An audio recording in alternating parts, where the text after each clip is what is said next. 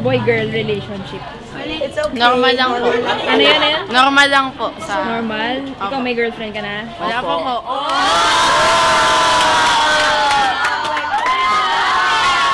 Pero hindi ba maselan yung subject din? Hindi ko naman. Hindi naman. Anong mas gusto nyo? Teacher o magulang? Teacher. Parehas po. Experience ka na? Yes po. Paano? So these are the sexually transmitted infections and these are the symptoms. How can you get this? By having a sexual intercourse with a partner who is infected with disease. Okay? So these are the sexual Maganda na ituturo ito para alam ng bata kung ano yung These are the symptoms.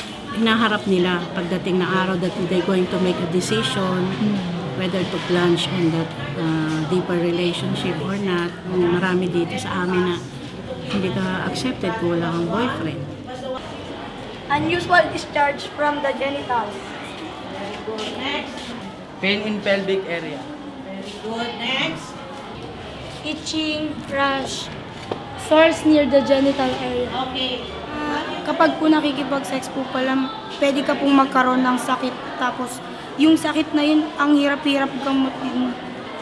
May kakilala ka ba na nagkasakit o na Wala buntis? Wala pa naman. Buti naman. Buntis meron.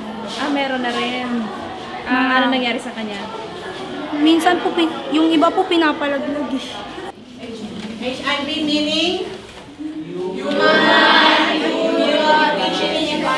Virus. Okay? So there are three choices. True, false, I don't know. You have to discuss it with your own group. Possible. Possible naman.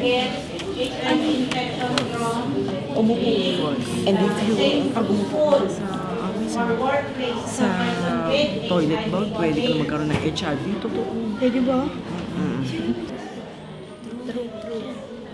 Kumusta yung reception ng mga magulang sa ng simbahan dito sa Olongapo sa ARH na ginagawa ng mga school? So far, wala naman kami naririnig na negative na na comments nila. Ang sa atin lang, yun lang dahil pro-life ang simbahan, alam natin yan. Can I have HIV? Yes.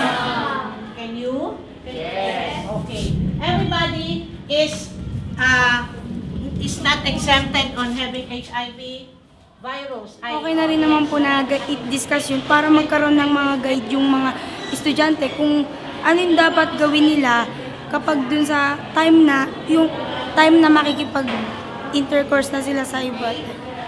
Naintindihan? Yes, ma'am.